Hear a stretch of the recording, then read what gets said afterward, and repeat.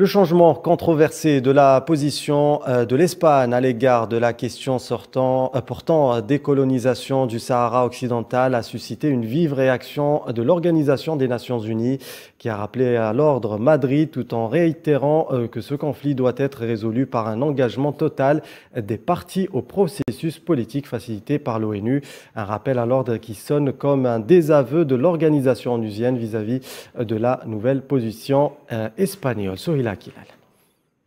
Le gouvernement espagnol a été rappelé à l'ordre par l'Organisation des Nations Unies. L'ONU a rejeté l'annonce de Madrid de soutenir le plan d'autonomie marocain comme solution aux différends sur le Sahara occidental, rappelant que ce conflit doit être résolu par un engagement total au processus politique facilité par l'ONU, conformément à la résolution approuvée par le Conseil de sécurité en octobre dernier, qui prévoit l'autodétermination du peuple sahraoui dans le cadre des dispositions conformes aux principes et buts de la Charte des Nations Unies.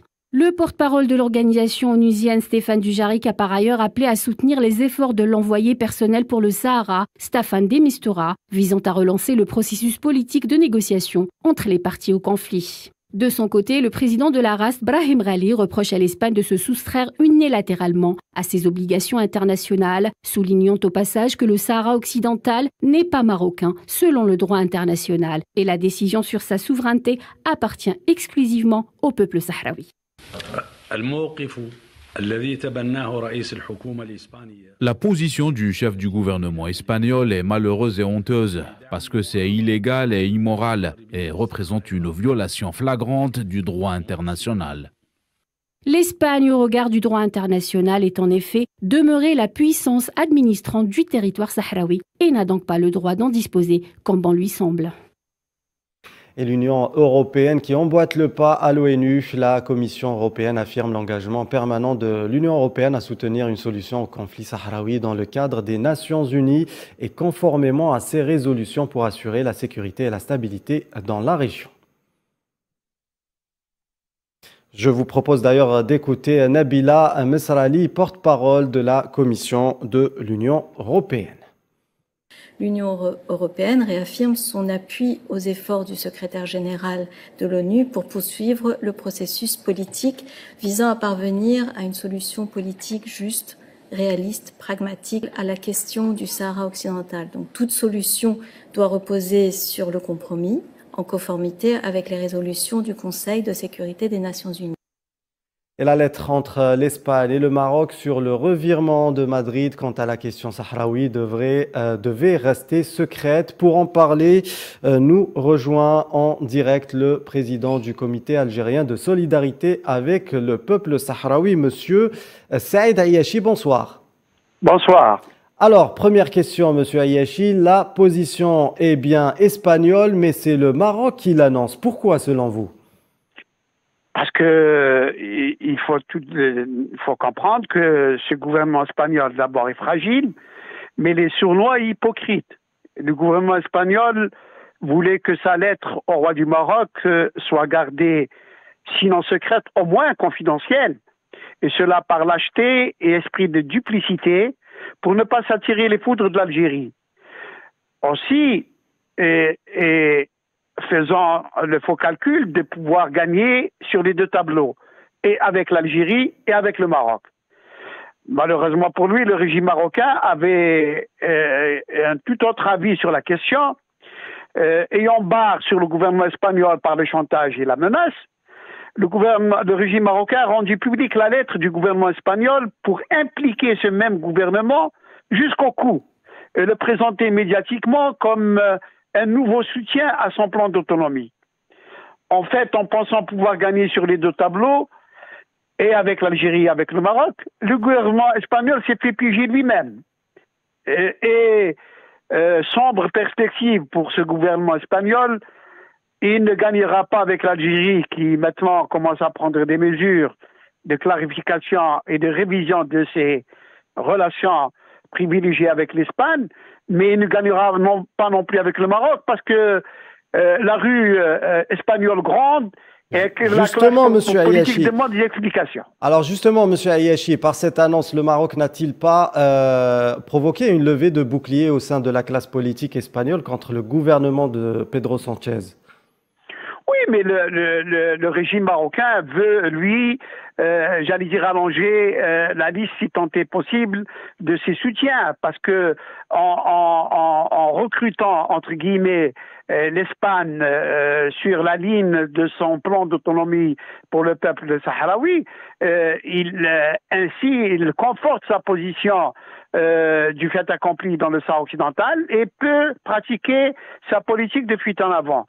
Peu importe pour lui ce qui peut arriver au gouvernement espagnol, un gouvernement chasse-l'autre, pour lui, maintenant la messe est dite, l'Espagne approuve son plan d'autonomie et le Maroc, dans ses calculs également, croit que cette position est immuable et va la garder, ce qui est complètement faux. Très bien, n'importe quel gouvernement espagnol peut remettre en cause cette décision.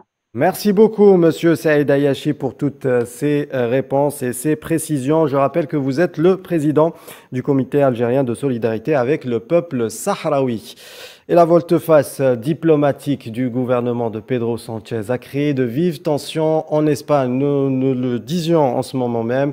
Syndicats des travailleurs, partis politiques et même membres du gouvernement ont dénoncé ce revirement de situation. D'ailleurs, certains blocs parlementaires appellent à la comparution de Sánchez et de son ministre des Affaires étrangères devant le Parlement. Tinhinan Makassi. La pilule ne passe pas pour la classe politique espagnole. La majorité d'entre elles, toutes tendances confondues, dénoncent le volte-face diplomatique imposé par Pedro Sánchez, affirmant que c'est contraire non seulement à l'histoire de l'Espagne, mais aussi au droit international et aux résolutions des Nations Unies.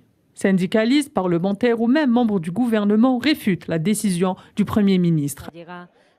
Ainsi, la deuxième vice-présidente du gouvernement espagnol et ministre du Travail et de l'Économie sociale, Yolanda Díaz, déclare se démarquer totalement de la position de son supérieur.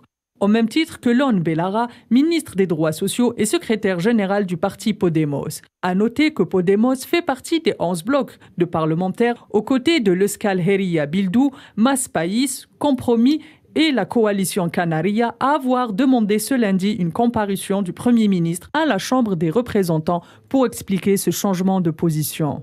La classe politique espagnole reproche par ailleurs au gouvernement la forme, affirmant qu'un tel changement de cap doit d'abord passer par le débat public et ne doit pas être une décision unilatérale. C'est dans un contexte assez sensible qu'intervient cette décision de Sánchez, dont la légitimité et la popularité ne sont pas au beau fixe. Ajoutant à cela un front social bouillonnant et la crise des indépendantistes plus que jamais au devant de la scène politique du pays. Et cette position affichée par l'Espagne de Pedro Sánchez à l'égard du Sahara occidental serait-elle dictée par une autre administration? Le Sahara occidental serait-il devenu une monnaie d'échange pour plaire à l'entité sioniste? Élément de réponse avec Abdelkader Dariev. Ces questions sont a priori sans fondement et pourtant ce dernier changement de cap de Madrid pourrait bien être tracé par l'ex-administration américaine. En effet, l'offensive diplomatique marocaine à la faveur de la fausse reconnaissance de l'ancien président Donald Trump de la marocanité du Sahara occidental en contrepartie d'un deal négocié sur le dos de la cause palestinienne, suivi en cela par une frénésie médiatique saupoudrée par des annonces d'ouverture fictive de consulats dans les territoires occupés sahraouis, vient à bout de souffle sans parvenir à convaincre du fait accompli. Bien malgré lui, le Makhzen s'est cru fort de vouloir imposer ses thèses expansionnistes à une Allemagne rétive, au non-droit et à une Espagne réfractaire des relents colonialistes de Rabat. Il s'en est suivi un gel des relations de Rabat avec ces deux pays que le Makhzen essaie tant bien que mal de réparer avec de plates remontances. Puis soudainement, voilà que le chef du gouvernement espagnol rend de manière inélégante la position doctrinale de son pays, entretenue depuis la prise de conscience de la grande trahison historique du peuple sahraoui et des accords de Madrid. Inélégante car sa missive a été rendue publique par le Makhzen et non pas par son signataire.